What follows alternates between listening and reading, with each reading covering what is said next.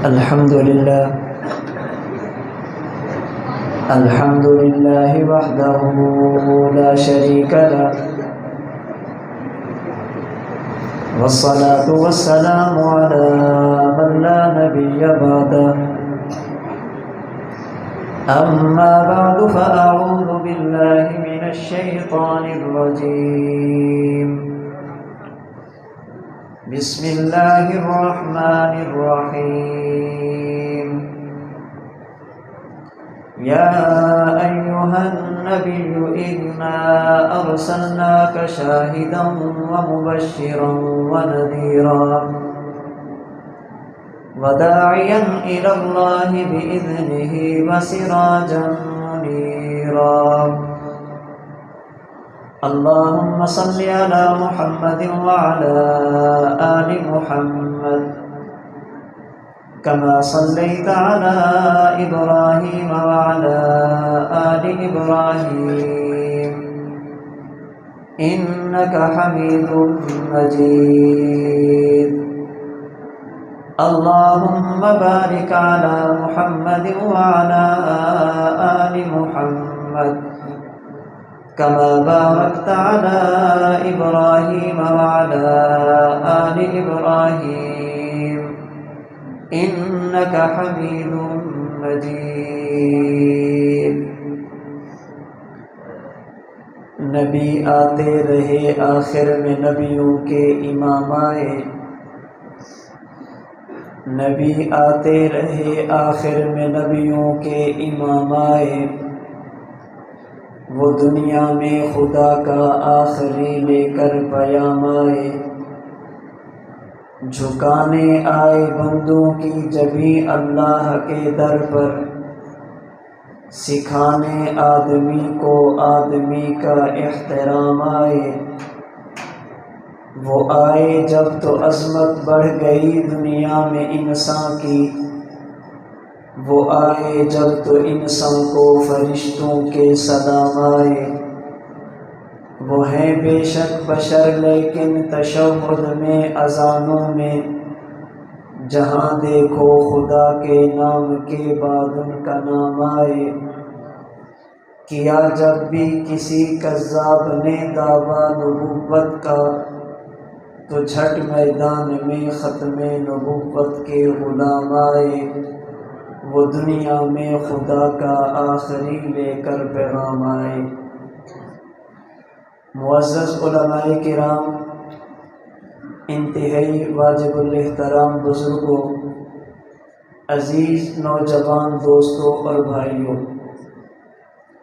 اللہ تعالیٰ نے انسان کو اپنی عبادت کے لیے پیدا فرمایا اور عبادت کا طریقہ بتانے کے لیے، عبادت کا طریقہ سکھانے اور سمجھانے کے لیے اللہ نے اپنے اور اپنے بندوں کے درمیان نبوت اور رسالت کا واسطہ رکھا.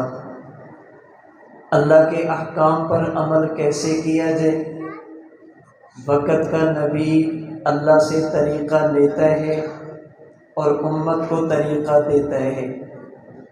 سب سے پہلے وہ شخص جن کے سر پر خدا نے تاج نبوت رکھا، انہیں حضرت آدم کہتے ہیں، اور سب سے آخری پیغمبر جنہوں نے دنیا میں آ کر نبوت کا اعلان فرمایا، انہیں آمنہ کا لال کہتے ہیں. ہمارا عقیدہ ہے اللہ تعالیٰ نے ہر نبی کو باکمال بنایا، اللہ نے ہر نبی کو بے عیب بنایا، اللہ نے ہر نبی کو معصوم بنایا. نبی کی زندگی میں اللہ کی نافرمانی، معصیت اور گناہ کا نام و نشان نہیں ہوتا.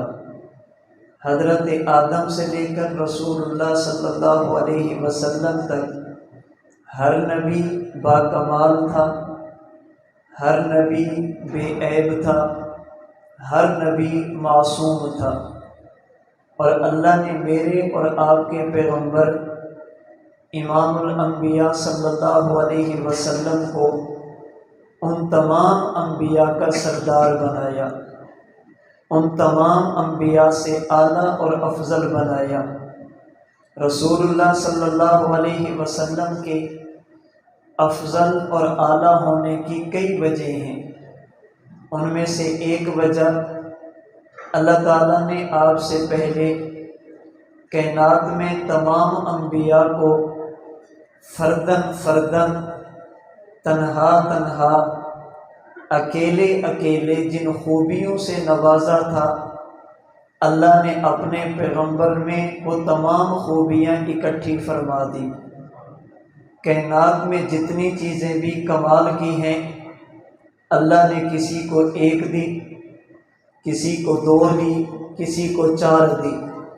جب باری آمینہ کے لال کی گئی، اللہ نے ان تمام خوبیوں اور کمالات کو اپنے نبی میں جمع فرما دیا، جسے عاشق صادق حضرت مولانا جامی رحمہ اللہ نے یوں بیان فرمایا: حسن یوسف دم عیسیٰ ید بیضاداری، آنچ خوباں ہمادہ رنگ تو تنہا داری۔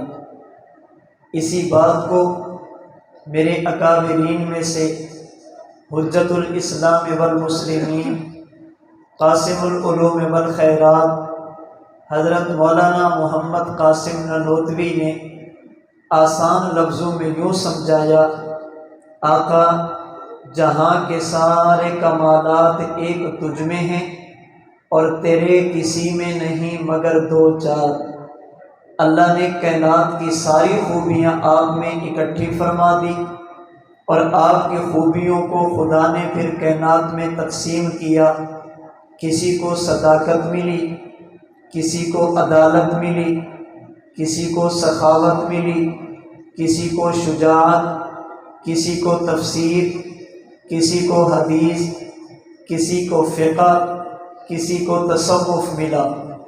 اگر کائنات کی خوبیوں کو پھیلا دیا جائے، پوری کائنات میں تقسیم ہوتی ہیں، اور اگر کائنات کی خوبیوں کو ایک جگہ پہ جمع کر دیا جائے تو آمینہ کے لال میں اکٹھی ہوتی ہیں۔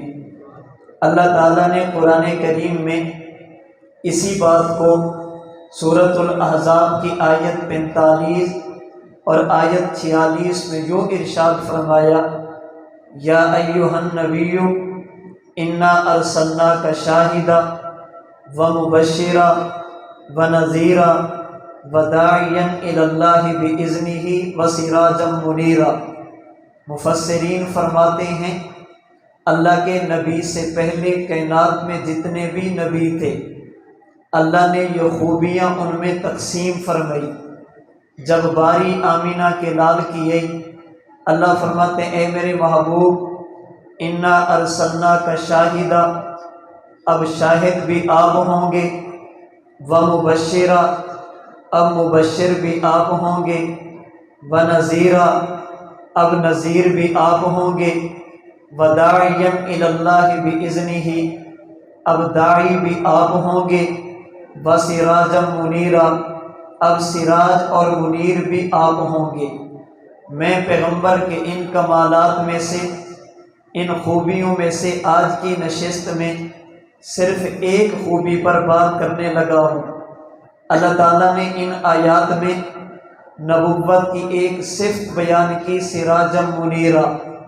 سراج عربی زبان میں سورج کو کہتے ہیں، منیر عربی زبان میں روشن کرنے والے کو کہتے ہیں۔ جس کی روشنی کائنات کی چیزوں پر پڑ جائے اسے منیر کہتے ہیں۔ اللہ نے اپنے پیغمبر کو سراجا منیرا کہہ کر آسمان کے سورج کے ساتھ تشبیہ دی ہے۔ میری ابتدائی بات شاید سمجھنے میں آپ کو مشکل ہو، لیکن آپ نے تھوڑی سی بھی توجہ کی، انشاءاللہ میں اپنی بات سمجھانے میں کامیاب ہوں گا۔ اور اگر یہ بات آپ کو سمجھ آ گئی، جو عنوان مجھے دیا گیا اس کو سمجھنے میں آسانی ہوگی۔ اللہ نے اپنے پیغمبر کو سراجا منیرا کہہ کر آسمان کے سورج کے ساتھ تشبیہ دی ہے۔ تشبیہ کا معنی اللہ پاک نے مثال دی ہے، جیسے آسمان پہ سورج ویسے میرے پیغمبر۔ اللہ نے اپنے نبی کو تشبیہ دی۔ علماء کے لیے کہوں گا، جب ایک چیز کو دوسری کے ساتھ تشبیہ دی جائے وہاں پر 3 چیزیں ضروری ہیں۔ نمبر 1 مشبہ، نمبر 2 مشبہ بہ، اور نمبر 3 وجہ تشبیہ۔ آپ سمجھیے، جب ایک چیز کو دوسری سے تشبیہ دیں، ایک ہوتا ہے مشبہ جسے تشبیہ دی جائے، ایک ہوتی ہے مشبہ بہ جس کے ساتھ تشبیہ دی جائے، اور ایک ہوتا ہے وجہ تشبیہ، وہ خوبی اور وہ صفت جو مشبہ اور مشبہ بہ دونوں میں موجود ہو۔ سمجھانے کے لیے مثال دیتا ہوں، آپ اپنے گھر میں گئے، آپ کے 6-7 سال کے بیٹے نے کہا، ابو جان آج میں مدرسے سے گھر میں اکیلا آیا، آج میں ڈرا بھی نہیں ہوں، پڑھنے کے لیے بھی اکیلا گیا، واپسی بھی اکیلا آیا۔ آپ کہتے ہیں میرا بیٹا شیر ہے۔ آپ نے اپنے بیٹے کو شیر کہہ کر شیر کے ساتھ تشبیہ دی، بیٹے کو تشبیہ دی ہے، اسے مشبہ کہتے ہیں۔ شیر کے ساتھ تشبیہ دی، اسے مشبہ بہ کہتے ہیں۔ سوال یہ ہے، بیٹے کو شیر کے ساتھ تشبیہ کیوں دی؟ ان دونوں میں خوبی کون سی ہے؟ آپ نے کہا جیسے وہ بہادر ویسے میرا بیٹا بہادر۔ بہادری کی وجہ سے، شجاعت اور دلیری کی وجہ سے بیٹے کو شیر کہا۔ اللہ نے اپنے نبی کو سراجم منیرہ فرما کر آسمان کے سورج کے ساتھ تشبیہ دی۔ اللہ کے نبی کو تشبیہ دی، آپ مشبہ، سورج کے ساتھ تشبیہ دی، وہ مشبہ بہ۔ سوال یہ ہے، نبوت اور آسمان کے سورج میں وہ کون سا وصف ہے جو مشترک ہے، جس کی بنیاد پر اللہ نے اپنے نبی کو سراجم منیرہ کہا؟ اس سوال کو حل کرنے کے لیے دارالعلوم دیوبند کے بانی مولانا محمد قاسم نانوتوی کے پوتے، دارالعلوم دیوبند کے محتمم حضرت مولانا محمد احمد کے بیٹے حکیم الاسلام قاری محمد طیب قاسمی نے قلم اٹھایا اور تقریباً 250 صفحات پر مشتمل اردو زبان میں کتاب لکھی جسے آفتاب نبوت کہا جاتا ہے۔ حضرت قاری صاحب نے یہی بات سمجھی، اللہ نے اپنے نبی کو سراجم منیرہ کیوں کہا؟ نبی اور آسمان کے سورج میں کون سی صفات ہیں جو مشترک ہیں؟ چند ایک آپ کی خدمت میں عرض کرتا ہوں۔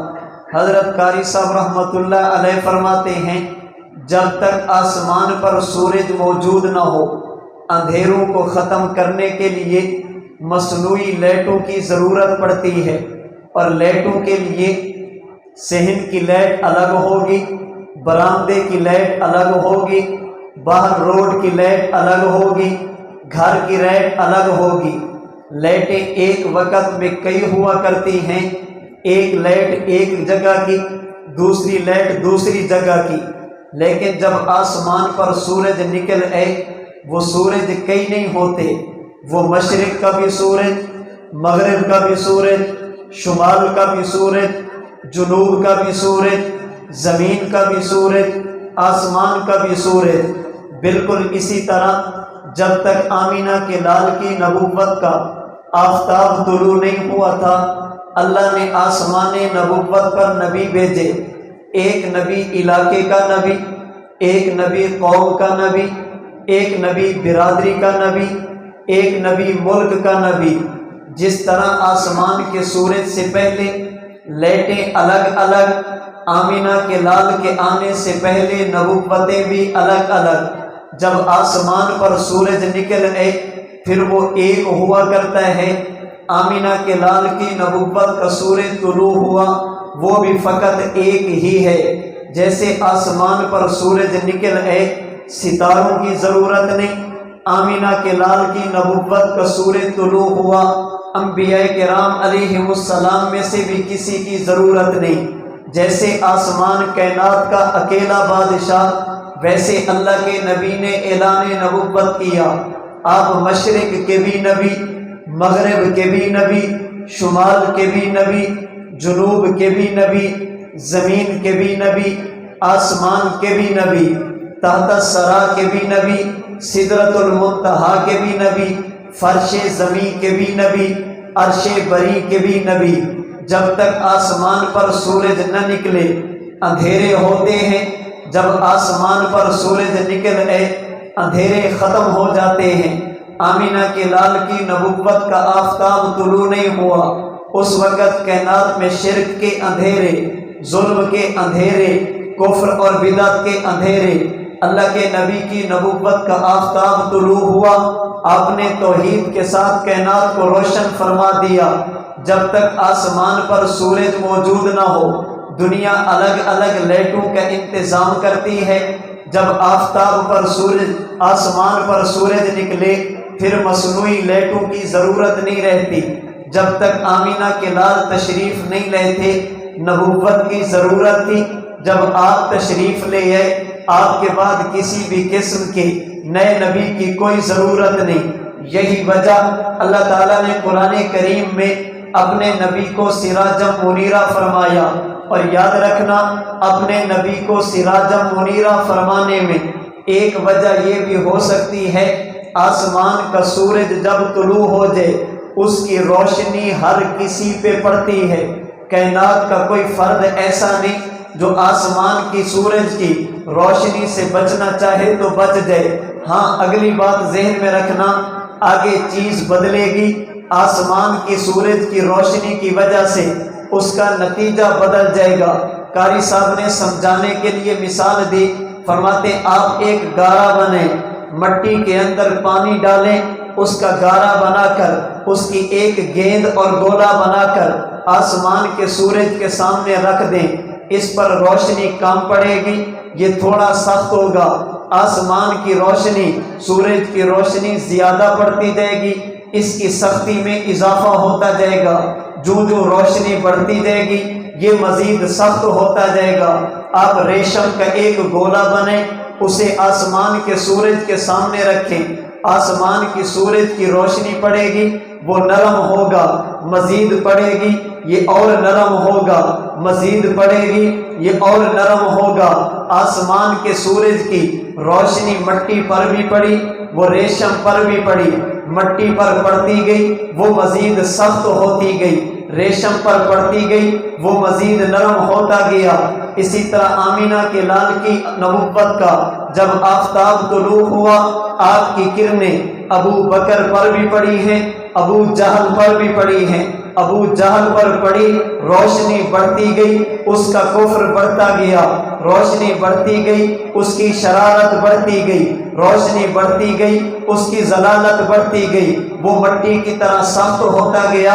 اور جب ابو بکر پہ روشنی بڑھتی گئی وہ مزید نرم ہوتا گیا، اس کے ایمان میں اضافہ، اس کے کفر میں اضافہ، وہ ابو بکر صدیق بنا، یہ ابو جہل بنا، وہ کائنات کا سب سے بڑا مسلمان کہلایا، یہ کائنات کا سب سے بڑا بدبخت کہلایا۔ قاری صاحب رحمۃ اللہ علیہ ایک وجہ یہ بھی بیان فرماتے ہیں، آسمان کے سورج کی خوبی یہ ہے جب اس کی روشنی نکلتی ہے سب سے پہلے یہ روشنی ان جگہوں پہ پڑتی ہے جو سب سے اونچی ہوں گی، اس کے بعد اس پر پڑے گی جو اس سے نیچی، اس کے بعد اس پر پڑے گی جو اس سے مزید نیچی۔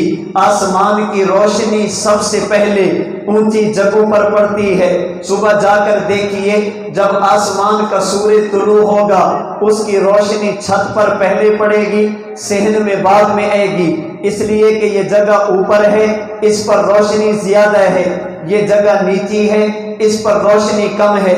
آپ پہاڑوں پہ جائیں گے، پہاڑ پر روشنی پہلے پڑے گی، چھت پر روشنی بعد میں پڑے گی، جو سب سے اونچی جگہ ہوگی، سورج کے زیادہ قریب ہوگی، اس پر روشنی سب سے پہلے بھی پڑے گی، سب سے زیادہ بھی پڑے گی۔ اسی طرح آمینہ کے لال کی نبوت کا آفتاب طلوع ہوا، اس کی کرنیں بھی سب سے پہلے ان لوگوں پر پڑی جو کائنات میں سب سے اعلیٰ تھے، کائنات میں سب سے اونچے تھے، جو کائنات میں سب سے بلند مقام والے۔ جیسے آسمان کی روشنی سب سے پہلی اونچی جگہوں پہ پڑی، نبوت کی روشنی بھی سب سے پہلے ان لوگوں پر پڑی جن کے بارے میں حضرت عبداللہ بن مسعود نے کہا تھا من کان مستنن فلیستن بمن قد ماتا۔ لوگو اگر تم نے مقتدا بنانا ہو، کسی کو پیشوا بنانا ہو، پھر اپنا مقتدا انہیں بنانا جو دنیا سے چلے جائیں۔ فإن الحي لا تؤمن عليه الفتنة، اس لیے کہ جو دنیا میں موجود ہیں ان کے ایمان کے بارے میں گارنٹی نہیں، تقوی کے بارے میں گارنٹی نہیں، ہدایت کے بارے میں گارنٹی نہیں۔ عبداللہ بن مسعود سوال یہ ہے جو لوگ دنیا سے چلے گئے وہ پہلے بھی تھے، آج کے دور کے بھی ہیں، آپ کن کی بات کرتے؟ مشکات کی روایت حضرت ابن مسعود نے فرمایا اولئک اصحاب محمد، میں کسی اور کی بات نہیں کر رہا، نبی کی جماعت کی بات کر رہا، کسی اور کی بات نہیں کر رہا، نبوت کے شاگردوں کی بات کر رہا، کسی اور کی بات نہیں کر رہا، نبی کے صحابہ کی بات کر رہا۔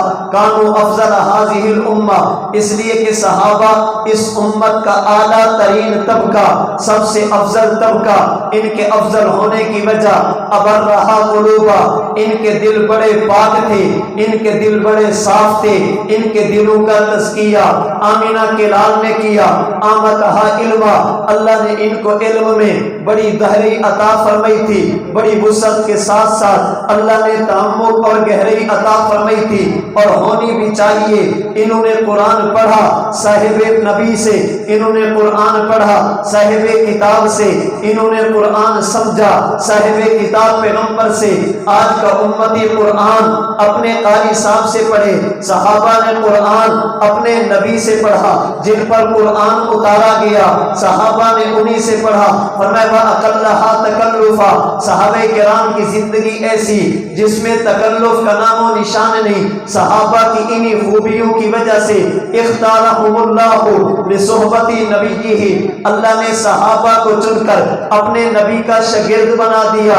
وَلِإِقَامَةِ دِینِهِ، اللہ نے صحابہ کو چن کر امت کا مقتدا بنا دیا، دین کا پہلا راوی بنا دیا۔ اللہ نے اپنے نبی کو سراجا منیرا کہہ کر آسمان کے سورج کے ساتھ تشبیہ دے کر دنیا کو بتا دیا جیسے آسمان کے سورج کی روشنی سب سے پہلے اونچی جگہوں پر پڑتی ہے، آفتاب نبوت کی کرنیں بھی سب سے زیادہ ان پر پڑی جن کے دل پاکیزہ تھے، جن کے ایمان کی گواہی اللہ نے قرآن میں دی ہے، جن کے تقوی کی گواہی اللہ نے قرآن میں دی ہے، جن کے رشد و ہدایت کی گواہی اللہ نے قرآن میں دی ہے، جن کی فلاح و فوز کی گواہی اللہ نے قرآن میں دی ہے، جن کے بارے میں خدا نے سمجھایا دنیا والو تم گناہ پہلے کرتے ہو، معافی بعد میں مانگتے ہو، معاف کروں یا نہ کروں میری مرضی۔ نبی کی جماعت وہ جو غلطی بعد میں کرتی ہے، خدا معافی کا اعلان پہلے کرتا ہے۔ ایمان والو تم وہ جو خدا کی رضا کے طلبگار، صحابہ وہ جن کو خدا کی رضا تلاش کرتی ہے، تم وہ ہو جو جنت کے پیچھے جاتے ہو، صحابہ وہ ہیں جن کے لیے خدا کی جنت ترستی ہے۔ میں نہیں کہتا، نبوت کا فرمان کہتا ہے، روایت بخاری کی، اللہ کے نبی نے جنت کا تذکرہ کیا، جنت کی نعمتوں کا تذکرہ کیا، جنت کے دروازوں کا تذکرہ کیا۔ فرمایا جنت کے 8 دروازے، کسی سے نمازی جا رہا، کسی سے روزے دار جا رہا، کسی سے حاجی جا رہا، کسی سے ذکر کرنے والا، کسی سے کوئی تو کسی سے کوئی، الگ الگ لوگ جنت کے دروازوں سے گزریں گے۔ ایک شخص مسجد نبوی کے صحن میں کھڑا ہو کر نبوت کی بارگاہ میں ادب کے ساتھ ہاتھ باندھ کے عرض کرتے ہیں یا رسول اللہ، اگر کسی مومن کو جنت میں چھوٹی سی جگہ بھی مل جائے اسے مزید کسی چیز کی ضرورت نہیں، اپنے علم میں اضافے کے لیے پوچھتا ہوں۔ ایک دل میں تڑپ اٹھی، اسے سامنے رکھ کر آپ سے پوچھنے لگا ہوں، قیامت کا دن ہوگا، آپ کا امتی اللہ کی جنت کے سامنے جائے گا، اللہ کی جنت اس کے سامنے، ہر بندے کی خواہش ہوگی آج میں جنت سے گزر جاؤں۔ حضور ذرا بتائیے تو صحیح، کیا آپ کی امت میں کوئی ایسا فرد بھی ہوگا جب قیامت کے دن جنت میں جائے، جنت کے 8 دروازے اللہ کی بارگاہ میں التجا کرے، خدایا یہ بندہ تو مجھے دے دے، آسان لفظوں میں کہوں گا یا رسول اللہ امت جنت کے لیے ترسے گی، کیا کوئی ایسا فرد بھی ہوگا جس کے لیے خدا کی جنت ترسے، دنیا کی خواہش ہوگی اے کاش جنت مل جائے، جنت کی خواہش یہ ہو اے کاش یہ بندہ مجھے مل جائے، دنیا جنت مانگے، جنت اس کو مانگے، ایسا بھی کوئی ہوگا؟ نبوت نے مسکرا کے کہا ارجو نعم ارجو وان تکون منہم، ہاں ہاں سائل سوال کرنے والے ایسا ہوگا، اور میں محمد خدا کی ذات پر یقین کر کے کہتا ہوں جب قیامت کا دن ہوگا تو اللہ کی جنت کے سامنے جائے گا، دنیا جنت کے لیے ترسے گی، جنت تیرے لیے ترسے گی، دنیا جنت کی طلبگار ہوگی، جنت تیری طلبگار ہوگی، دنیا کی چاہت آج ہم جنت میں چلے جائیں، جنت کی چاہت آج یہ بندہ مجھے مل جائے، یہ بندہ ہوگا کون؟ صدیق اکبر تیری صداقت پہ کیسے کس کو کلام ہوگا کہ دونوں عالم میں بعد نبیوں کے اونچا تیرا مقام ہوگا، نبی کا روضہ ہے جس کا مدفن، رش کے عالم ہے جس کا مسکن، خدا کی جنت میں جس کو ترسے وہ کتنا ذی احترام ہو۔ مجھے مولانا فرما رہے تھے دفاع صحابہ، میں نے کہا دفاع کیا ہوتا ہے؟ دفاع تو وہ کرے جو صحابہ پہ بھگتا ہے، ہم مقام صحابہ کی بات کریں گے، ہم بتائیں گے صحابہ کون؟ جن کے ایمان کی گواہی خدا دے، اس کے دفاع کی مجھے اور آپ کو کیا ضرورت؟ دفاع تو وہ کرے جو صحابہ پہ تنقید کرے، ہم تو دنیا کو بتائیں گے صحابہ تھے کون جن کے لیے خدا کی جنت بھی ترسے۔ اللہ نے اپنے نبی کو سراجا منیرہ کہہ کر دنیا کو بتا دیا، جیسے آسمان کی سورج کی کرنیں سب سے اونچی جگہوں پہ پڑی، بالکل اسی طرح آمینہ کے لال کی نبوت کا آفتاب طلوع ہوا، اس کی کرنیں بھی ان لوگوں پر پڑی جو سب سے اعلیٰ تھے، سب سے افضل تھے، اور کتنے اعلیٰ کتنے اعلیٰ کتنے اعلیٰ۔ حضرت امام رازی رحمہ اللہ فرماتے ہیں لوگوں یاد رکھنا اللہ کے نبی نے اعلان نبوت کیا، میرے نبی کی نبوت پر دلیل وہ مبشرات بھی ہیں جو آپ سے پہلے انبیاء نے دی، وہ وحی بھی ہے جو تورات زبور انجیل کے اندر موجود ہے، میرے نبی کی نبوت کی دلیل اللہ کا قرآن بھی ہے، میرے نبی کی نبوت کی دلیل میرے نبی کا فرمان بھی ہے، میرے نبی کی نبوت کی دلیل میرے نبی کے معجزات بھی ہیں، میرے نبی کی نبوت کی دلیل میرے نبی کا وجود اطہر بھی ہے۔ لیکن امام رازی فرماتے ہیں اگر کائنات میں کچھ بھی نہ ہوتا، میرے نبی کی نبوت پر دلیل کے طور پر کوئی دلیل بھی موجود نہ ہوتی، نبی کے صحابہ نبی کی نبوت کی دلیل تھے، نبی کی جماعت نبی کی صداقت کی دلیل تھی۔ حضرت امام رازی سے پوچھئے حضرت وہ کیسے؟ فرماتے اس لیے ادعا ذلک الامر العظیم بین اظہر قوم لا کتاب لہم ولا حکمت معہم، اللہ کے نبی نے ایسی قوم میں اعلان نبوت کیا جن کے پاس آسمانی کتاب نہیں، ایسی قوم میں آ کر اعلان نبوت کیا جن کے پاس حکمت نہیں، ایسی قوم میں اعلان نبوت کیا جو اخلاقی طور پر انتہائی پستی کا شکار ہے۔ پوچھئے علماء سے میرے نبی کی آمد سے پہلے اہل مکہ کی حالت یہ ہے دنیا کا کوئی بادشاہ ان پر حکومت کرنے کے لیے تیار نہیں، اپنی رعایا ان کو بنانے کے لیے تیار نہیں، اپنا ماتحت ان کو بنانے کے لیے تیار نہیں، جو اخلاقی پستی کا شکار بیٹی کو برداشت نہیں کرتے، خون کے پیاسے بدکاری میں مرتکب، اللہ کے نبی نے اعلان نبوت کیا وَبَيَّنَ لَهُمُ الْكِتَابَ وَالْحِكْمَةَ، میرے نبی نے صحابہ کو قرآن پڑھایا بھی، قرآن سمجھایا بھی، وَعَلَّمَهُمُ الْأَحْكَامَ وَالشَّرَائِعَ، میرے نبی نے صحابہ کو زندگی گزارنے کے طریقے سمجھے، وَأَتَمَّ مَكَارِمَ الْأَخْلَاقِ وَأَكْمَلَ كَثِيرًا مِنَ النَّاسِ فِي الْفَضَائِلِ الْعِلْمِيَّةِ وَالْعَمَلِيَّةِ، میرے نبی نے 23 سال کے عرصے میں اس مختصر سے عصر میں ان قوموں پر محنت کی جنہیں اپنا ماتحت بنانے کے لیے کوئی بادشاہ تیار نہیں تھا، اپنی حکومت کے نیچے ان کو لینے کے لیے تیار نہیں تھا۔ اللہ کے نبی نبی دنیا سے جانے لگے یہ افراد کون تھے؟ اگر ہوا کو حکم دے کر یا ساریت الجبل کہیں، ہوا بھی ان کا حکم مان کر ہزاروں میل کے فاصلے پر ان کے پیغام کو پہنچاتی ہے۔ اگر دریائے نیل کو رکا لکھیں، وہ 16 فٹ پانی دے کر دنیا کو بتاتا ہے نبی کے صحابہ کون۔ اگر وہ زمین پہ درہ مار دیں، اللہ زلزلے کو روک کر دنیا کو بتاتے ہیں ان کی حکومت زمینوں پر بھی۔ اگر مدینہ کے پہاڑ سے نکلنے والی آگ میں اپنا کپڑا دے کر تمیم داری کو بھیج دیں، ازالت الخلفہ کی روایت کے مطابق وہ آگ بھی واپس چلی جاتی ہے۔ جن کو اپنا ماتحت بنانے کے لیے کوئی تیار نہیں، ہوا پر ان کی حکومت، پانی پر ان کی حکومت، زمین پر ان کی حکومت، آگ پر ان کی حکومت۔ اگر حضرت سفینہ جنگل کے بادشاہ کو کہہ دیں، جنگل کے شیر کو کہہ دیں، او جنگل کے شیر اگر تو جنگل کا بادشاہ، میں کائنات کے بادشاہ محمد کریم کا غلام ہوں، اس کی آنکھوں سے بھی آنسو نکل پڑے، وہ بھی نبی کے صحابی کو رستہ دے۔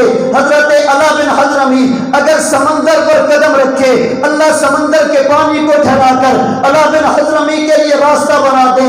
حضرت اسید اگر قرآن کی تلاوت شروع کریں، اللہ آسمان سے ملائکہ اتار کر ان کی تلاوت کے لیے با ادب قطاریں بنا کر ادب کے ساتھ کھڑا ہونے کا حکم دے دیں۔ جن پر حکومت کرنے کے لیے کائنات کا بادشاہ تیار نہیں، میرے نبی نے 23 سال کے عرصے میں ایسی جماعت تیار کی، نبی دنیا سے جانے لگے، اللہ نے اعلان فرما دیا، او قیامت کی صبح تک آنے والے انسانوں، تمہارا ایمان تب قبول جب نبی کے صحابہ جیسا، تمہارا عمل تب قبول جب نبی کے صحابہ جیسا جنہوں نے دنیا پر حکومت کی، خود راستے پر نہیں تھے، دنیا کے لیے ہادی اور مہدی بن گئے۔ تبھی تو ہری چند اختر ہندو ہونے کے باوجود نبی کا کلمہ نہیں پڑھا، وہ بھی ماننے پہ مجبور ہوا، کہنے پہ مجبور ہوا۔ لوگوں، کس نے قدروں کو ملایا اور دریا کر دیا، کس نے ذروں کو اٹھایا اور صحرا کر دیا۔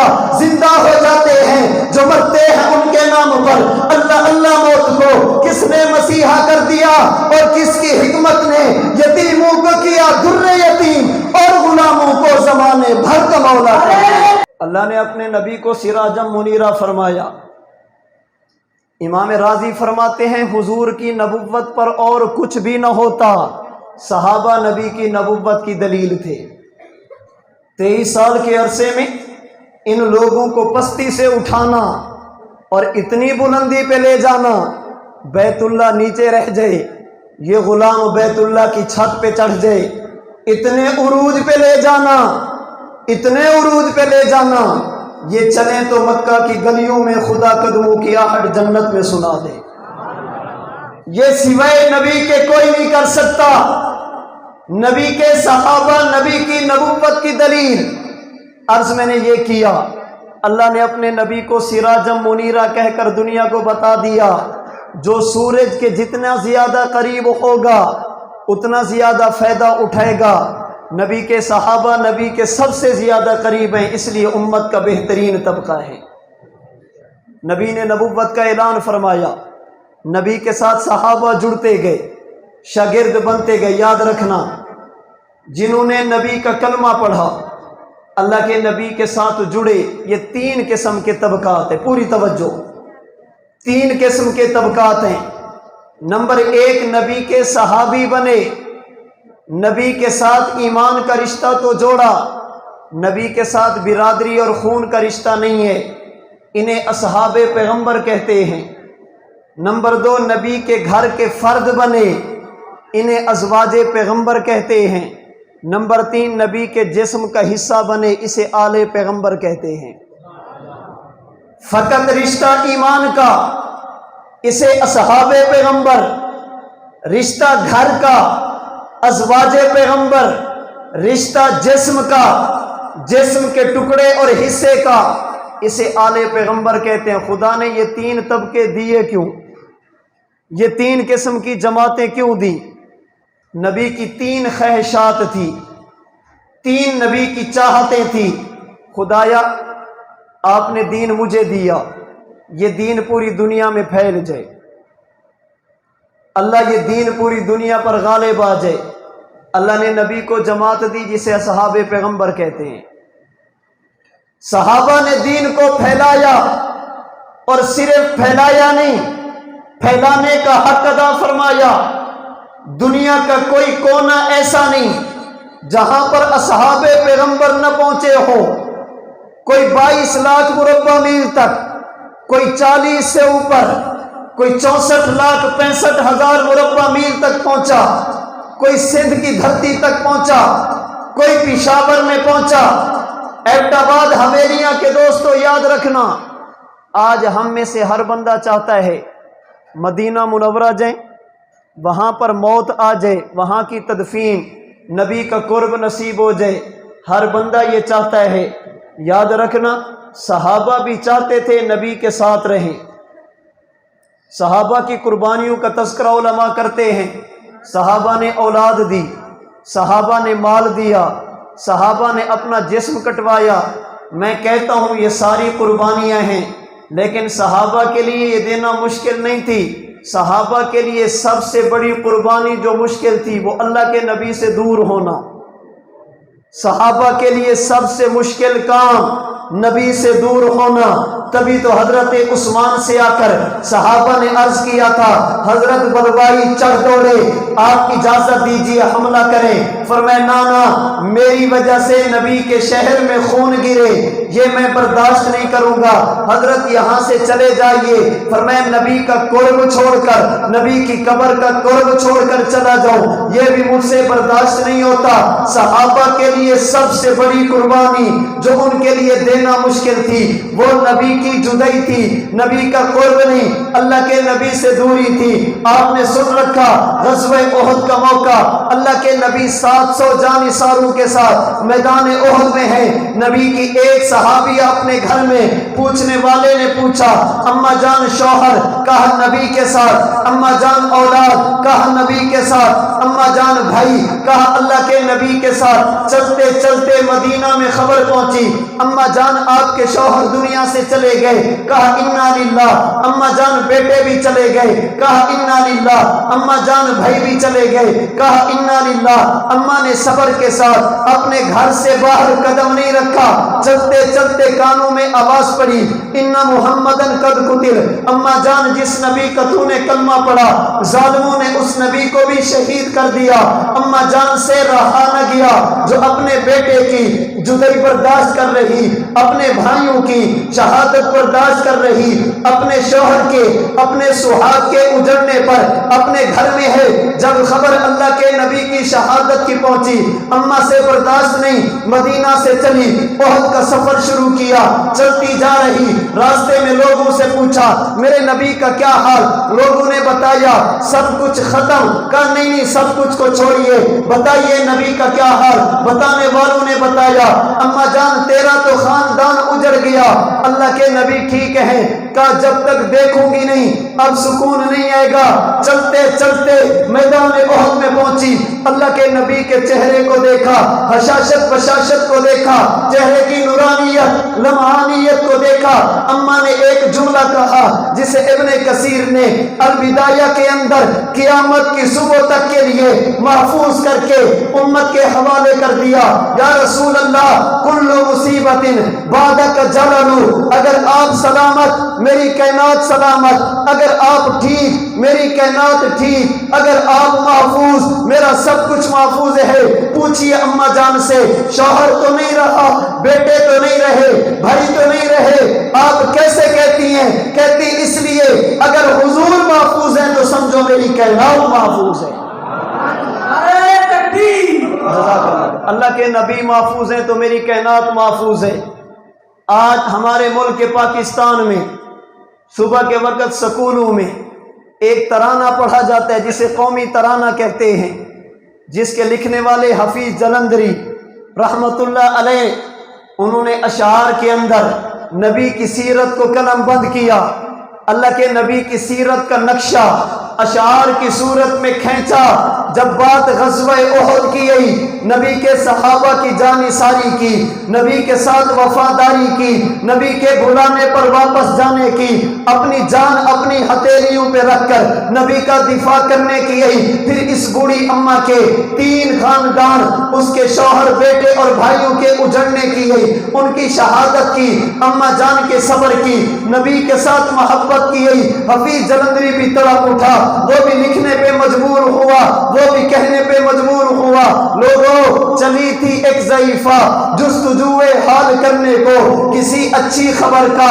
بڑھ کر استقبال کرنے کو، گئے تھے جنگ میں اس کے برادر اور شوہر بھی، نچھاور کر دیے تھے اس نے فرزندوں کے گوہر بھی، ملے رستے میں ان سب کے شہادت کے پیغام اس کو سنائے جا رہے تھے، سب خاص و عام اس کو، مگر اس کی زباں پر ایک ہی اسم گرامی تھا، اسی کا نام نامی تھا جو مظلوموں کا حامی تھا، بھائیوں کا نہ بیٹوں کا نہ شوہر کا خیال آیا، رسول اللہ کیسے ہیں یہی لب پر سوال آیا، بتانے والوں نے بتایا، اماں جان 3 پشتیں آپ کے 3 واسطے وہ تو شہید ہو گئے، اللہ کے نبی ٹھیک ہیں، کہا چل کر دکھا دو مجھ کو صورت کملی والے کی، کہ ان تاریک آنکھوں کو ضرورت ہے اجالے کی، نظر آیا کہ ہاں جلوہ فگن نور تجلی ہے، پکار اٹھی کہ اب میری تسلی ہی تسلی ہے، تسلی ہے پناہ بے کسا زندہ سلامت ہے، کوئی پرواہ نہیں سارا جہاں زندہ سلامت ہے۔ صحابہ کے لیے سب سے مشکل کام اللہ کے نبی کی جدائی تھی۔ پوچھئے علماء سے، مکہ اور مدینہ کی تاریخ پر لکھی جانے والی کتابوں کا مطالعہ بتاتا ہے نبی کے صحابہ کی تعداد آخری قول کے مطابق 1.25 لاکھ۔ وہ صحابہ جن کی قبریں مدینہ میں بنی ہیں وہ 10,000 سے زیادہ نہیں ہیں۔ 1.25 لاکھ صحابہ کی تعداد جن کی قبریں مدینہ میں قرب رسول میں بنی 10,000 سے زیادہ نہیں۔ سوال یہ ہے کہ 1,15,000 کدھر گئے؟ کدھر گئے؟ پوچھئے معاذ سے یمن کیوں جا رہے؟ ابن مسعود سے پوچھئے کوفہ کیا کرنے؟ صحابہ سے پوچھئے افریقہ کے جنگلات میں کیا کرنے؟ حضرت عمر بن انبسہ کی قبر پر سکھر میں جا کر کبھی آواز دیجئے، تمہاری تو خواہش تھی نبی کا قرب، اللہ کے نبی کے ساتھ رہنا، یہاں کیوں پہنچے ہو؟ زبان حال سے آواز آئے گی نبی کے دین کو پہنچانے کے لیے۔ صحابہ نے پہنچایا نہیں، پہنچانے کا حق ادا فرمایا، نبی کے دین کو پھیلایا نہیں، پھیلانے کا حق ادا فرمایا۔ نبی کی خواہش یہ تھی خدایا دین مجھے دیا دنیا میں پھیل جائے، اللہ نے نبی کو جماعت دی ہے جسے اصحاب پیغمبر کہتے ہیں۔ میرے نبی کی دوسری تمنا، اللہ یہ تو باہر کی زندگی ہے، میں رات کو گھر بھی تو جاتا ہوں، گھر میں بھی تو رہتا ہوں، بیویوں کے ساتھ بھی تو معاملات ہیں، میری گھریلو زندگی امت کے سامنے آ جائے، کون بتائے گا؟ اللہ نے نبی کو طبقہ دیا جنہیں ازواج پیغمبر کہتے ہیں۔ نبی کی گھر کی زندگی باہر پہنچائی۔ میرے نبی کی تیسری چاہت تھی، اے اللہ مجھے آپ کے راستے میں قتل کر دیا جائے، مجھے آپ کے راستے میں شہید کر دیا جائے، میرے جسم کے ٹکڑے ٹکڑے کر دیے جائیں۔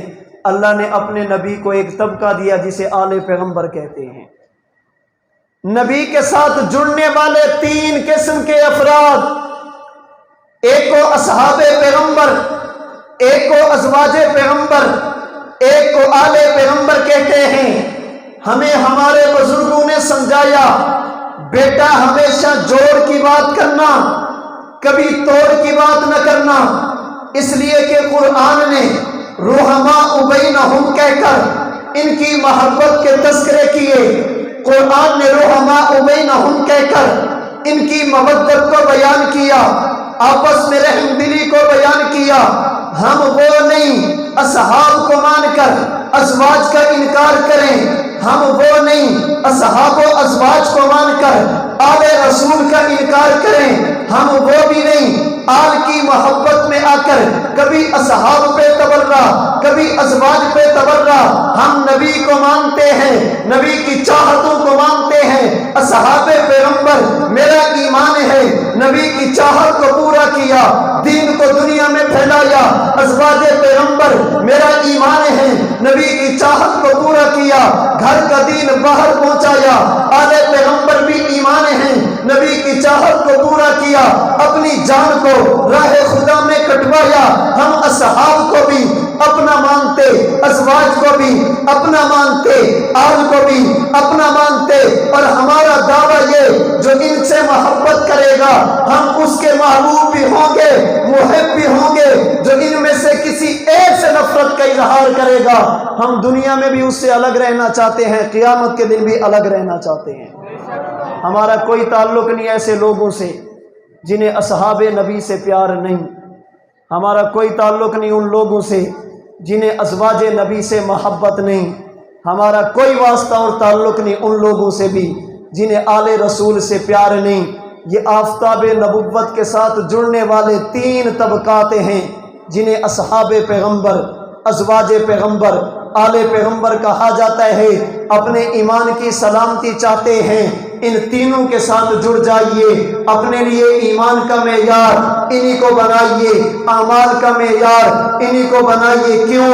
اس لیے کہ بقول امام رازی کے دین کی دلیل یہ ہے، اللہ کے نبی کی نبوت کے گواہ یہ ہیں، اور ہمیشہ کوشش ہوتی ہے جو لوگ گواہوں کو دیکھتے ہیں، جن کے گواہ ہوں وہ بھی گواہوں کی حفاظت کرتے ہیں، جن کے خلاف گواہی دیں ان کی نظر بھی گواہوں پر ہوا کرتی ہے۔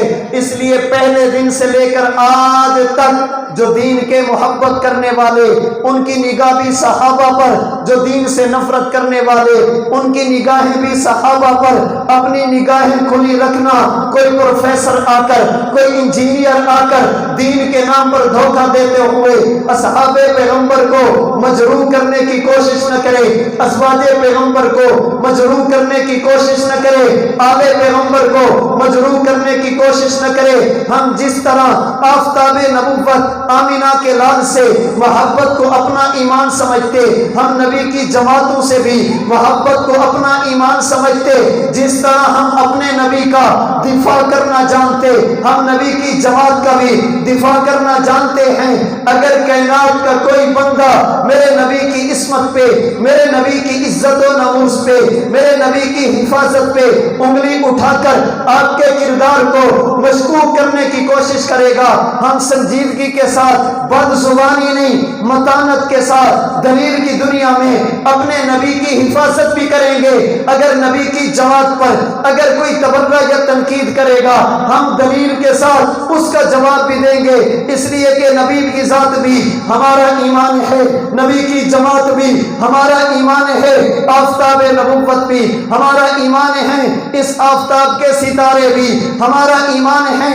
آئیے عزم اور ارادہ کیجئے، جب تک خدا نے زندگی دی، جب تک جسم میں جان ہوئی، ہم اللہ کے نبی کی عزت کا بھی دفاع کریں گے، نبی کے صحابہ کا بھی دفاع کریں گے، اللہ کے نبی کے مقام اور مرتبے کو بھی اپنی شان و شوکت کے ساتھ دلائل کی دنیا میں بتائیں گے، اور دنیا کو بتائیں گے لوگوں میرے نبی کے کردار پر، میرے نبی کی عزت و ناموس پر انگلی اٹھانے والوں، تمہارے بارے میں تو خدا نے کہہ دیا ان شانیہ کا هو الابتر، اے نبی جی پریشان نہیں ہونا، جو آپ کا دشمن وہ ناکام ہوگا، اس لیے کہ آقا مٹ گئے، مٹ رہے ہیں، مٹ جائیں گے دشمن تیرے، مٹ گئے، مٹ رہے ہیں، مٹ جائیں گے دشمن تیرے، نہ مٹا ہے نہ مٹے گا کبھی چرچا تیرا۔ رب کریم مجھے اور آپ کو اپنے نبی کا مقام اور شان سمجھنے کی، نبی کی جماعت کی عزت اور عظمت کو سمجھنے کی اللہ توفیق عطا فرمائے۔ اللہ تعالی ہمیں، ہماری اولادوں کو، ہمارے مال اور جان کو اپنے نبی کی عزت، نبی کی جماعت کی عزت اور ناموس کی حفاظت کے لیے اللہ قبول فرمائے۔ وآخر دعوانا ان الحمد للہ رب العالمین۔